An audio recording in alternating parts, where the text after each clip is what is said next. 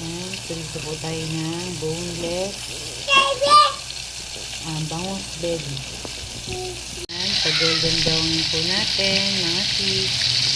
Yung po ulam natin ngayon, fried bangus belly, boneless po. Tapos prito po tayo ng talbos, chicken by sayo, ng talbos ng kamote tsaka okra. Fried okra naman po tayo, mga sis. Talbos ng kamote naman po, mga sis. Yan po gusto ng anak ko, pinurito. Kaya inaan po natin. Ito po ang ating katernusa, isda. At saka po ang okra. Ayan din po, meron po tayong kamatis at huwag na pula, mga sis. Ayan po ang ating ulam for today.